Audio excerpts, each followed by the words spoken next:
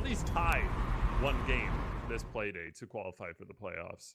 Yeah, I want to mention it's really interesting. Vayne was brought in last week, and he was sort of like supposed to save this team, like he was like their big change, and he played really poorly. He has the worst overall rating so far in Challenger League after only one play day. Small sample size, I know, but him being replaced is quite unfortunate for his season, only playing 2 matches. We'll get into the bans though. As we can all see on our screen, the Soniqs have gotten the first ban, and they've taken Hibana off the board, which is interesting for Coastline because it's really not a hard destructor map. No, but that would tell me at least that they're looking to go more towards hookah, because Hibana has the ability to open up angles you just don't want opened up into hookah in a safe manner, specifically the VIP entry, or the VIP angle you have into the billiards room. And that is, I imagine, why a Hibana would be banned. Other than that, though, as you mentioned, not a whole lot of things are really necessary. I mean, we've seen teams in PL just forego the hard breacher entirely and find success. So obviously not entirely needed. Nomad, Mira, pretty typical bans for this. Nomad, recent changes. She now has a little, I don't even know how to describe the sound, but her air jabs now make a sound. She no longer has a claymore as well. Stun grenades. Pulse off the board also. See, that makes way more sense to me. Yeah. The Hibana, I wouldn't call it a necessity, I think is the best way to put it. But we'll have to see how it goes. Lion, a recently changed operator for those who don't know. Twitch, I imagine, is going to see so much more play since her recent changes. And it's not, as a correction, it's not her recent changes, it's Maestro. So Maestro, it was the bane of banned everywhere in NA, basically, for as long as time can remember. He's been out. And the recent changes is his Evil Eye can now be opened up by EMPs or shock drones, partially. So Twitch has been seeing more play since that change. Granted, it's a very recent change. People are still feeling it out. Still something worth mentioning, because before, always, it was pretty much you pick Twitch when they have a Mira. Now, Twitch into Maestro kind of makes more sense. Yeah, she's gotten a lot of just like, she hasn't been changed directly, but like the way the other operators work, she's been seeing a huge increase in pick rate. Part of it, obviously, with Maestro cams, she can single-handedly take them out with her drones, because one zap will open up the cameras and then the second zap will destroy the cameras. So that's really useful. Also with Ashe removing her ACOG, some people are preferring to go over to the F2, and the F2 is of course a fantastic gun, just like Ashe was in terms of the fragging department. So it really fills a lot of the roles that otherwise have been sort of fallen off in terms of other operators because of recent nerfs. But no, she's very good. It does not surprise me that we're going to see LoJax playing her right now, and we'll probably see him continue to play this operator throughout the day. You can take the ACOG away from the Ashe, but you can't take the Ashe ACOG player out. I don't even know what I'm saying. My point is, we're seeing so many G36Cs lately, even over the R4CC. Yeah. Like they don't care. They just want the ACOG. They want Ashe, and Twitch is honestly plays a very similar role. Regardless, though, we see the opening kill, and it'll be Nog rather onto Neptunes, and that is pretty typical opening pick. You'll see a lot of Jaegers just go right up and fight, but this is just Elevate destroying Sonic. This isn't even close. No, this has been a slaughter. Is it going to be a perfect round? Maybe. Pixel's taking quite a bit of damage here through the floorboards. Now they're still trying to find this gunfight. Finally, Ghost will get one, but that ace clutch is not going to be there for him. And yeah, what a dominant start from Elevate. That kind of just happened and nobody was really noticing it because it was a very fast round from them. They start off with a kill on a Neptunes, and historically that's been a bit of an issue for Soniqs. When they lose him, things have fallen apart a little bit, and so maybe caught off guard a little bit. They go to bars for their first bomb sites. Doesn't quite work out for them. Okay, fine. Only the first round, though. I don't think they need to be too worried about that. No, and yeah, that was just a slaughter from and I think partially it was due to how, and I could be completely wrong here, but how Soniqs set up. Soniqs had a lot of pre-opened holes. That was the bane of at least 2 of their deaths. And I got to imagine the speed of Elevate caught Soniqs off guard, at least for that round, as far as we're concerned. But regardless, we're going to throw away bar. That strategy called off, and we're going to go to hookah. So we talked about it. No Hibana for this. Typically, teams don't bring a Thermite in place of Hibana here. That doesn't really happen all too often. So you just have that angle available to you. Granted, you have a Maverick now. And that can still do that purpose, just in a much slower fashion.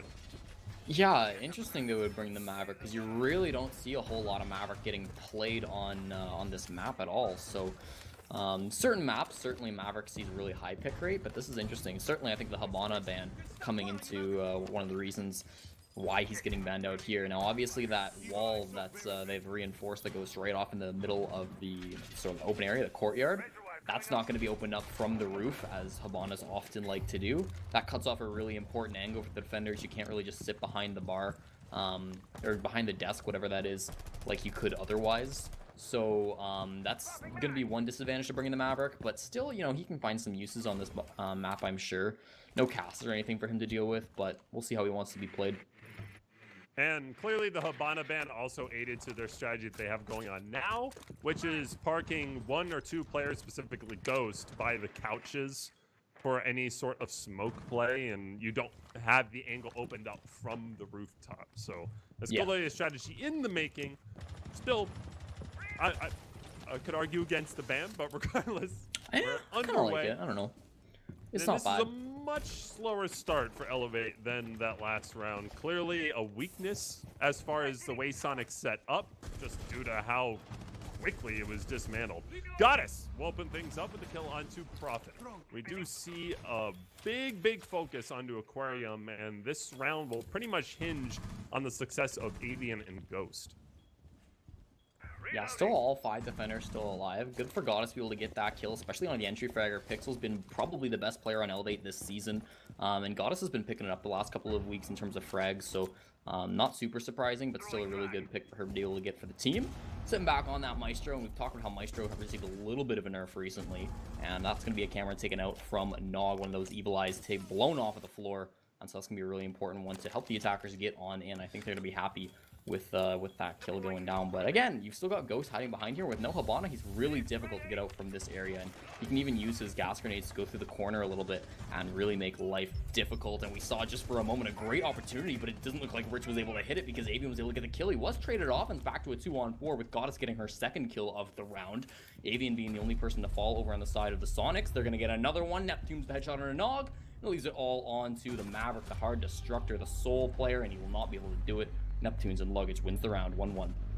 That was more or less how I saw that round. Is what I expected from Soniqs. Just tight. They weren't displaced at all.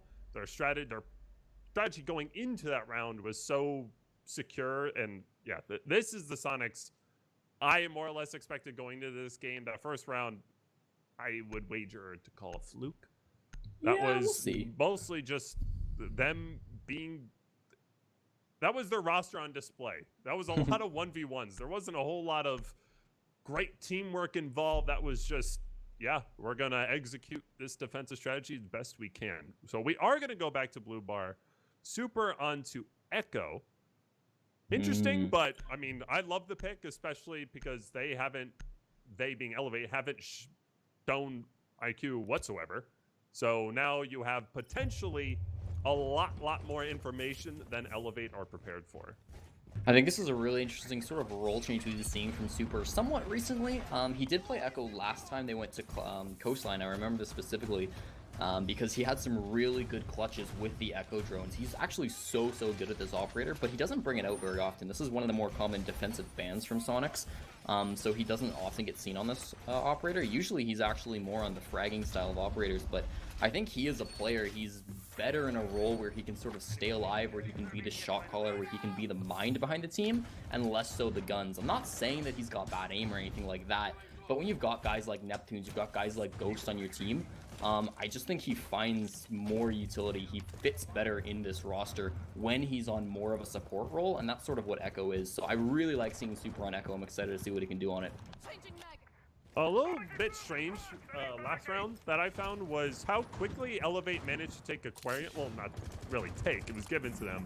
But how little they did after that. They had exactly what they wanted in Aquarium, but Neptunes was still running wild for most of that game. and they tried executing off of that, and we saw Neptune just retook into luggage. So that was a little bit strange to me, but regardless, though, we do see the siege into Hookah, and obviously this is not turned out like the first go-around as far as Bar is concerned. We do see Neptune's a little more cautious in his positioning this time. As you remember, he was displaced rather early by Nog. Will it happen again? And whoa! Avian will actually lose that fight to Pixel, but in the background, 2 of his teammates will fall. So it'll be a 4v3 advantage for the defense. Only a minute into the round. Still 4-on-3 minute, and as you mentioned, this is getting pretty hectic though. Neptune's with not a lot of HP. Clearly know he's there. We saw him get droned it a little while ago, and it looks like Rich will find the angle. Probably just his foot sticking out behind that deployable shield. Really unfortunate that Neptune's dies there, because now it's an evened out player count, and the guys you got over on the side of the Soniqs are much more of your passive operators. There's a great peek out from Rich. Catches Goddess off guard. She has no idea that the glass is pushing her there, and that's going to be a huge mistake that could cost them losing this round. Ghost and Super, the last 2 remaining defenders. And again, I've talked about how good Super is at clutching, but with how little time has been used by the attackers, we're just past that minute-and-a-half mark. This could be a little bit difficult. It might not be a clutch situation. He might just have to take this gunfight, because Elevate have been moving at a good pace. And wow, what a great shot from Rich. He'll get the down and then finish off in a Ghost. Here comes Super's clutch, though. Super managed to dispatch 1, and no more smokes. Oh, Super will get 2, so it'll be a 1v1. However, the F2 on Lojax could be the difference here. Lojax knows exactly where he is. Now Super is backed up onto B-Bomb. Super will go on to the Yokai drone and replace it to give himself an advantage. He has all the information he needs, just a matter of placing the correct shots. Super knows that the F2 is just around the corner. Lojax peeks, but does not manage to finish him off. This is old school Siege as far as I'm concerned. A trade in favor of Elevate will be the deciding factor. That Nog's is not happy. so unfortunate if you're Super, but you got to be breathing a sigh of relief if you're Elevate. Man, I was telling you about Super's clutch factor when he's playing on the Echo. Almost had it, just unfortunately. Technically did have clean it. Kill. Yeah, I mean, he got the 3K. He just it didn't count for him. It'll swing the other direction. That's going to be 2 rounds, another lead for Elevates. And we should mention quickly, like, what's on the line here. Elevate, as we mentioned, completely out of it. Soniqs with any win, any tie all day. If they get any points anywhere, they have qualified. So even if they don't win, right, they should, they still have an opportunity. It depends on how the other games go, right? So really, it's very likely Soniqs make playoffs, but they can lock it in right now, the first match of the day, as long as they get a tie or a win. So it would seem, as far as Elevate is concerned, that they know they're going to get into these gunfights with Soniqs, whether it's that 1v1, 1v3, whatever it may be. You know, it mostly comes down to how well they can execute the gunfight. Their lineups throughout this game so far have just been bring the best guns in this game to the map. Granted, no Jackal, but it's still just the amount of firepower on Elevate is really kind of tipping their hat a little bit as to where they want to be here. Yeah, they know they want to take these fights. Where was this Elevate for the other 6 weeks of the season? Because this Elevate is not looking bad. I mean, it's not like Soniqs are just making mistakes. I think Elevate are playing really, really well. And so, at this point, it's too late for Elevate. They cannot make playoffs. They're at the same point total as Arbad. They're at 12, but they don't have the tiebreaker. They can't get the tiebreaker. So they have 0% chance of making it to playoffs right now. If they were playing like this all season, maybe it's the roster swaps. Of course, they didn't bring in their coach this time. We could see a different story for this matchup, but as it stands, of course, a little bit irrelevant for Elevate. They're just basically playing for practice, playing for fun, and playing for pride too. Would you consider it, hi, I'm Elevate versus anyone else, and I have cable. Hi, I'm Elevate versus Soniqs, and I have DirecTV. Maybe, yeah, maybe this is just a team they have a really great read on, and maybe this is just the kryptonite for the Susquehanna Soniqs. I don't know. You pronounce that very well. I still struggle saying Susquehanna. Soniqs.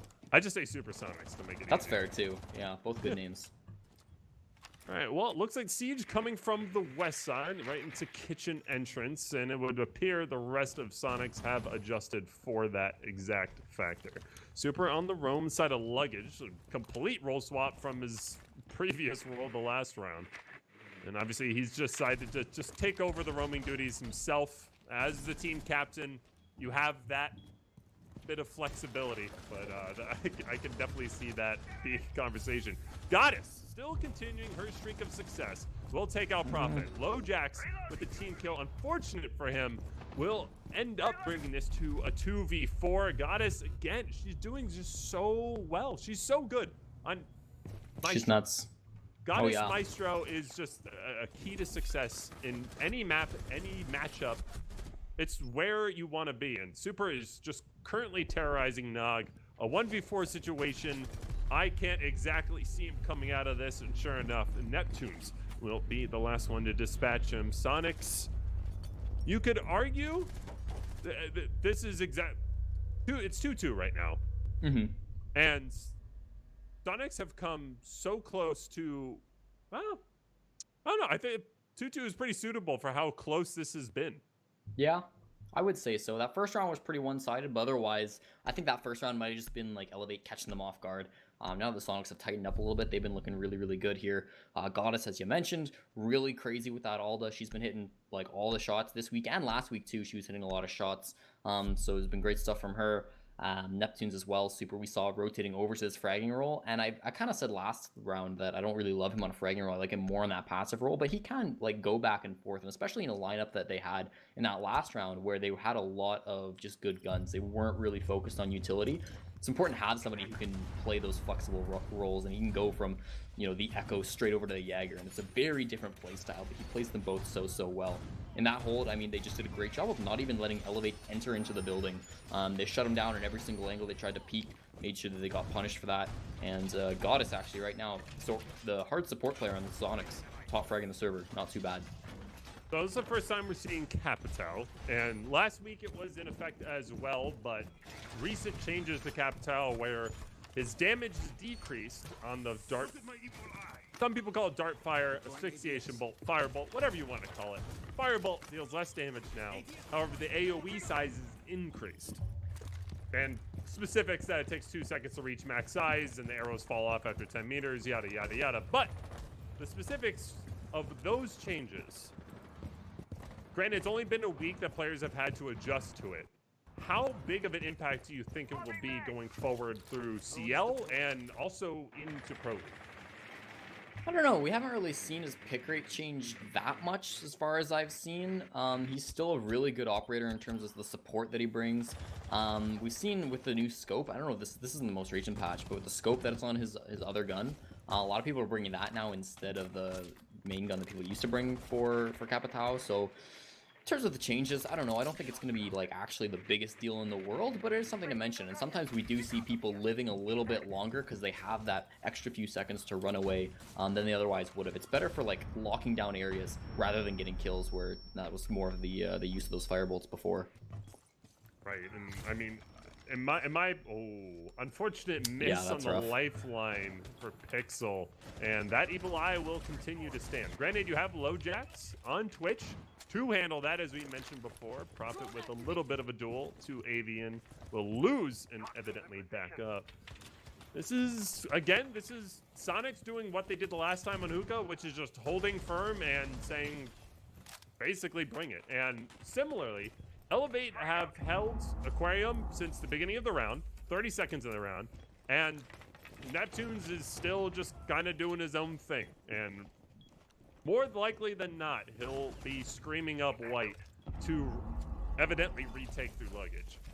Looks like they are watching for it, though. I mean, you can see Lojax is watching for the angle. Pixel's over here as well, but it's actually going to be Super who's down in the main lobby and looking to come on up. He'll have to take this gunfight, but whether he wants to actually go for that flank, when he wants to commit, is going to be a really important aspect from him. The timing is going to be super crucial in this flank that he's going to want to bring on out. But all in all, a minute left in this round. They're still looking to get on in. A couple of those gas canisters have been utilized by Ghost.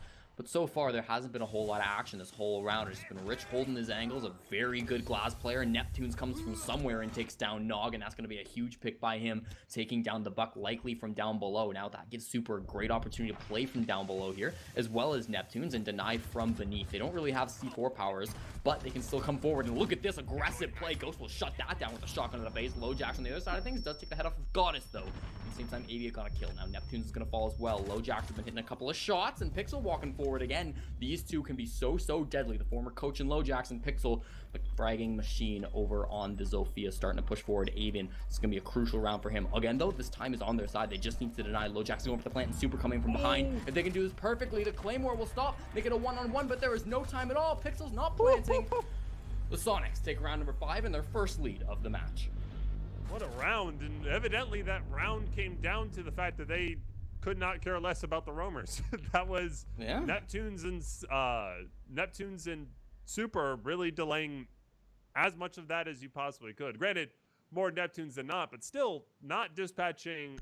And if Super had paid attention to that Claymore, that is looking at a complete rollover for that round. But still, it's very curious to me, their strategy of let's just try to force it into default as much as humanly possible, rather than spreading out, taking care of flanks, any of the above for this map. And they had Jackal available as an operator they could pick, which would very quickly suss out the rest of the roamers, at least as far as the one that's been nagging you in Neptunes. It's all very curious to me. So what's curious to me is you look at the Soniqs right now, and they have all changed operators. Goddess is going over to the Smoke, Ghost goes over to the Maestro, Super moves to the Bandit, Neptunes is on the Jaeger, which I think he's played a little bit, Avian is over to the Dock now. They've all just like done a carousel of role swaps, and it's really interesting. They're also on Penthouse Theater, which is the least played bomb site these days on the map. There's a lot of question marks I have about this Soniqs defense, and I'm not saying that it's bad, it's just confusing. It's more Ghost and Goddess switching up. Super has pretty much declared himself as the roamer, at least. And Penthouse, as you mentioned, is the least played bomb site. And I was going to say, in a similar vein, this bomb site is... Teams on attack have figured out how to do it. So if you are going to find success, you can't be predictable for this bomb site. You can be...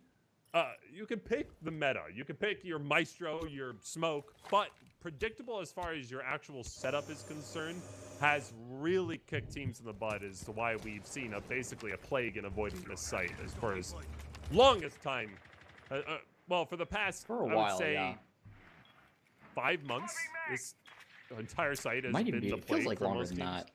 that. Yeah, well, still though, the predictability and the fact that there is a very clear key to success in attacking this map, I have to imagine has turned so many teams off. And we do see a little bit of a switch up here with Neptunes playing that 90, Super on Roam. This is definitely a little bit different than what we're used to. Certainly, even just like from straight up last round. Like last round we saw Avian playing on the Bandit. Now they changed over. Clearly, Avian's not too hindered by his operator swap as he's going to start this round off with a headshot onto Pixel. Avian's been a really big fragger, and he used to be doing a lot of support roles. I like that they're putting him on more and more fragging operators these days. In this match and then also in previous matches, like he's been doing really good, hitting a lot of shots. And so him on the Dock I think is a really strong choice. He's already started off this round with a headshot as we've noted, and that leaves only 4 attackers ready to try to get on this bomb site. But as you mentioned, this is pretty standard bomb site to attack. There's not a whole lot of complexities to it. So we'll see what they can do, especially with the Glaz available to Rich, and he's been so dominant. One of the two best Glazes that we've seen. Maybe top 3. You can argue for Toon Squad have a couple of players on there as well who can play this operator, but him being able to have this operator could be really bad for the Soniqs. Starting to look in though, and there's a shotgun right on the other side of that door. Basically, Elevate have completely given up any sort of 90 take just simply because you lose your Zofia, so the Evil Eye stance will just continue to stand. There's an ADS to defend it. There's a lot of things going against you in that fact, and that was probably the biggest opening kill Avian could have found. That I believe wholeheartedly pretty much decided the round in favor of Soniqs.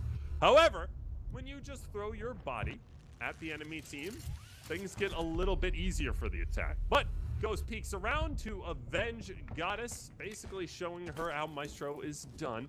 And it'll be Lojax on a sliver of health to potentially clutch this out. However, with Ghost up and Evil Eyes more than focused, it's just, it's going to be probably the worst uphill battle you could want. And Penthouse, while it does favor attack at this point in time, I would argue. Yep. When you're down a man, it favors defense just that much more. Because you are funneled, it does favor the attack, but once you start losing people, that's when it just starts getting, almost becoming a nightmare on the opposite end. Neptune's picking up the IQ and Pixel picking up the Valkyrie for everyone's first step on role swap, rather. And the things of note, as I just said before, we have the Hard Breacher, we have IQ, we have Jackal, all locked in and loaded, basically, ready to go for Soniqs. And I had mentioned it, you had brought it up before with... Drop it. You had brought it up before with IQ. Jackal and IQ, it's nice to see. It's nice to see that at least a team like Soniqs are willing to pick it. It makes me feel better when you can say, like, why aren't you picking this? And then they pick it, and you're like, yeah, nice. Yeah. But regardless, though, IQ is, it's pretty much a go-to pick. If Echo and Valkyrie are on the board, that is pretty much auto pick for most teams. And sometimes it's auto pick for most teams when just one of them is on the board. It's that much info. If you can deny even just 2 of Valkyrie cameras, it's well worth the pick for IQ. Damn good gun too. Yeah, that helps. But yeah, really, I was shocked to see as little IQ play as we did that last go of things, just simply because of the fact that Valk and Echo were both available. Do see a couple spawn peaks from Elevate as they look to rush up from not the hottest first half, a first half that was somewhat going their way, but faltered the last couple of rounds. Unfortunate to them. Yeah, 3 in a row that Soniqs have taken, so Elevate really trying to get some momentum back here. 2 in a row? Nope. I wrote it wrong. Either way. 3 in a row. Either way, 3 in a row, 2 in a row. It's been a good first half for the Soniqs because 4-2 on defense is pretty good, especially for this. We say it's more of an attacker-sided map generally, so that's a great scoreline to be going into this half swap with. And again, Soniqs only 2 points away from securing their spot in playoffs, so going into the second half, got to be feeling really, really good. Notably, they have brought that Thermite, and so we talked about how usually just if Habana's not on the board, maybe you just don't bring anything. And it's interesting that they'll choose to go here. Again, like Kavira is also a strange pick from Profit. Probably one of the least played operators that we see in the game. But can be good, can be a little bit silly. I don't know, maybe Elevate just saying that, well, we do what we want. There's not a whole lot on the line for us, so why not just play operators that are really fun, can go frag out and create some hype moments. I can't be mad at that, to be honest. I think that's hopefully going to do quite well for him. We'll see that attackers start to get on in and attack this bomb site. We do see a heavy focus on roam clear here, and it makes a ton of sense. You can't really let a Habana do whatever she wants. It's not only in danger of losing a player, but the information she provides is incredibly deadly. We do see a bit of a duel. As you mentioned before, that gun that she possesses pretty strong, but if you misplace your shots, not going to really work out so well for you. 4v3 advantage for attackers. Avian taking a very, very low, however, and pretty unfortunate that you missed that last shot because the Capitao still being up is a hell of a detriment to a team down a player going into the final minute of the round. Profit, though, still unchecked. Though, there you go. Neptune's found Caster's curse. Neptune's taking, yeah, well, there you go. Neptune's pretty much declaring his kingdom in roaming as far as that's concerned. Goddess putting down the plant will evidently cancel it as she is ditch patched by Pixel. Neptunes will get the refrag on the Lojax, and it'll be a very weak BB gun in the hands of Valkyrie. However, low health Capitao, you can down him, but couldn't quite finish off Ghost, and that'll be Soniqs taking the first round. Nice to see that. What's that toy? I love that skin. That water gun skin on the pistol. Oh, the shark thing? No. Oh. It makes it look like a water gun. The Oh, green, the green blue. one? Oh, yeah, that one's Yeah, nice. I Yeah, love it. okay. As far as Yeah. Sonics is concerned, that was just a really solid round. So here's my biggest thing and why I was curious how Elevate was attacking. Coastline is not a very big map. To sweep Coastline, even with just drones, not even necessarily bodies, can happen fairly quickly. And when you bring Jackal in addition to that, the roam it's so hard to find success for very long in that sense, which is why a lot of Sonic's defenses, as we saw, were mostly just predicated on, we're going to stay here, good luck. And as far as Elevate's concerned, a lot of roamers that time, and a lot of them were pretty much, it was hide and go seek, and the older high school kids won versus the middle school kids, basically. It was a really, really rough go of things for Elevate as far as keeping bodies up for as long as they possibly could. Yeah, I mean, you can tell they're playing these more aggressive roles. They're not really playing strategies that are super complex. They're kind of just saying, all right, well, let's bring some ACOGs, let's bring a Kavira, let's just run around the map and try to get kills. And part of that might be, I don't know how much they've been practicing scrimming these last couple of weeks. Obviously, there's not a lot on the line anymore. I know that they are, still trying to, they're not breaking up, as far as I've learned. They are trying to rebuild this roster, and they're trying to practice, get better. They're looking for next season as well. Hopefully their org stays with them and all that stuff, because I think this team does still have a lot of potential. We saw at the start of the season, this team is so experienced, they should be in Pro League, but this season, obviously, something wasn't working for them, so they'll have some time to try to get back together over the next 3 or 4 months while they grind for the next season of Challenger League. But all in all, I mean, right now, there's not a whole lot to grind for, so maybe these strategies are a little bit more simple. I think that Sonics are going to be perfectly happy playing with that, because they are, of course, going to be, well, in playoffs. If they get one more round in the next, wow, so many. They got round 8, 9, 10, 11, 12, 5 rounds that they can still manage to clinch right now. So they're in a very, very good spot. 10 alive at the moment in the server. 2 minutes still to go on the clock. Well, on the flip side of things, you mentioned before, not a whole lot to grind for. Sonics, just 2 more rounds and they secure their playoff spot. So This is pretty much everything for them. That is one of the biggest size of relief you could possibly have, especially when there's one more play to go after this, where you can basically, I don't want to say decide your opponent, but their opponent's Toon Squad. And it's interesting to think about, at least theorize. Regardless, though, game's still not over. Still a lot of more possibilities. This time, though, Elevate holding a much firmer defensive half. However, Neptunes will just peek right into Rich and take him out. And that was just gun skill. That was just simply, I peeked you before you managed to fire a bullet. There you go. A big member of Elevate off the board, and the member inside of Hookah.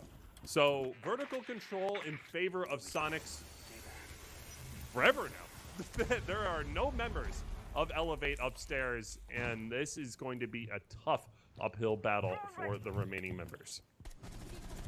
C4 being thrown up. I don't think that'll hit anybody. No, it doesn't not look like it will. And Pixel will actually get punished for having to throw that because Super gets killing him. Avian with another one. There's only 2 players left alive, and there's a storm of Sonics just trying to secure this spot. Only 2 more members to get through, and they will have clinched their spot in the Challenger League playoffs. Peeking outside, though. LoJack's taking a little bit of damage, burning to death. Those Capitao changes coming in big. It'll be a trade 1-for-1. Prophet and Ghost both picking up a kill. Goddess and LoJack's both off of the board. That leaves it Prophet needs the ace if he wants to deny Sonics their spot in playoffs, and it's going to be so tough in this point. The planter is going down. Ghost will be able to plant it with Goddess off the board, and then he will peek and get the kill. Sonics with round number 8 clinch their spot, and they will be in playoffs for Challenger League season number 9.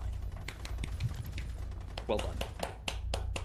This is where you start launching confetti. And no. There's still a lot more to go. I mean, you still have playoffs to go through. There's no really there's no auto promotion. There is auto relegation for the bottom 4 teams, but there's no auto promotion. There's playoffs. So I can guarantee you, especially knowing Lauren and the way Super just carries himself, there is a very serious tone in Sonics right now, and that was basically just the beginning of the journey right there. They have now just clinched the beginning of what they envision for themselves going into the season. Speaking of match point, there I am certain ready to get off this map and on to just planning for the future, planning for even, I would dare say, next week. just simply because Yeah. this is a large burden lift off to you for this week. But man, CL playoffs are going to be so much fun. I'm hyped. I'm so excited to watch those because it's gonna be so crazy. And Soniqs, I mean, they came into today pretty much knowing they were in. The odds for them to lose were pretty crazy. So it's not probably the biggest celebration just after that round. They are still gonna want to be playing, and there's still stuff to play for because seeding is gonna be pretty important. I'm not saying there's really gonna be an easy team in Challenger League playoffs because every team this season has been so crazy good. But you know, if you can get that first seed, which is possible, they don't have the tiebreaker over OC, so they need to get more points than OC do today. They're down by 3 at the moment, but they would like to have that spot. Maybe just give themselves a little bit better of a chance going into those playoffs. Give yourself a bit easier of a first game. Now we see a very aggressive strategy again from Elevate. Kind of throwing all caution to the wayside, going for these spawn peaks. Doesn't look like they found anybody, so no harm, no foul, not a big deal. Frost also being brought, another very strange, very low pick rate of an operator. Sometimes can work out, and it's pretty silly when she does if somebody steps on one of those frost mats. The elite skin, I believe, does make it a little bit more difficult to find those frost mats. So, you know, it's not. I literally could not think. I think the exact opposite. Really? The elite skin. It's because of the white tips on the trap. I don't know. It's just so obvious when I see one. I'm like, yep, that's. I don't have it. I've played a bunch against I've spotted out the corner of my eye more than I have with any other skin. Regardless, though, low pick rate, decently high win rate though for Frost, only because she comes out in these very niche strategies for defenders. Regardless, though, Soniqs continuing their wave of domination will pick up the first kill onto Pixel. Lose your C4. But now, well, he's demoted to cams, at least as far as the rest of this round is concerned. And not a whole lot of utility left right now for Elevate, pretty much only in the form of Nog. You have Rich available, but when you're down this many members, going on to your Maestro cams is not really something that happens all too often. Speaking of, Nog will use his utility and dispatch Neptunes, and it'll be all up to Ghost up here to at least find the mute running around. I think I said smoke before. And Soniqs are just treating this as well as you possibly could given the situation. And that is super lucky to escape with his life. Fired from Blue Bar. It is low jacks. However, Ghost does find his target onto Nog, avenging his teammate before. Super with the reposition will take out Rich, and it'll be all up to low jacks in a 1v4 situation.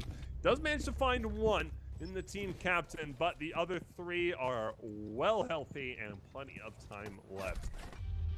There we go. Headshot from Avian will end the game. Soniqs take the W. I know it doesn't matter at this point, but can I ask why Nog died with 3 mute jammers still in his pocket? Just not placing those down, I guess. Why not? So, you know, I pretty much got the feeling right off the bat that this is very much, as the kids say, YOLO. That felt like a very YOLO, we can't get there anyway kind of game. Yeah. And at this point, past then, we'd just be theorizing. I don't want to say much. It hasn't been a good season for Elevate. That still, and I will always say this, does not take away from how talented that roster is and how just unbelievable that roster was on paper. I mean, mark me down. I thought they were going to the playoffs in the 3rd or 4th spot. I had them exactly in second at the pregame. Before the preseason, I had them second. Yeah. But that ended fairly quickly. It was a very shocking season from them. As far as Soniqs are concerned, we mentioned that mid-table stumble, again, is the only way you can describe it. They never full-fledged fell, but they start off the season strong for 2 weeks, and then really now they've just been... The last time they lost a game, I think, was 3 weeks ago. So they've played a lot of games since then, including U.S. national qualifiers. So, yeah, Soniqs looking as good as they ever have. And as a reminder to everybody, the next games we have for you today are 92 Dream Team versus Disrupt coming up, which is I'm excited. Yeah, this is wow. Yeah, this is going to be a game. Then Organized Chaos versus Elevate, which could not be more opposite of that fact. Then again, 92 Dream Team versus Our Bad. This is 92 Dream Team with Thomas. This is 92 Dream Team with Accelerates Thomas. Thomas, who has had one hell of a good season in PL individually. Obviously, they benched him. There's a whole lot of stuff I have no right to talk about. But as an individual, as just a player in general, Thomas has just been... He's been good.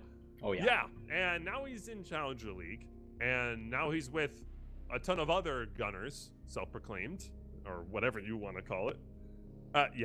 They are I don't want to say completely different team, but Bombs to Thomas is not at all, they're not at all comparable players, at least as far as play style is concerned, as far as leadership capabilities. It's just a complete 180 basically as far as your players. Tomas brings a lot to the table, yeah. Yeah. Regardless, though, we are ready to take a quick break for you as we get ready again for 92 Dream Team versus Disrupt. Stay tuned. This has a lot of playoff implications, so we're excited. We'll see you soon.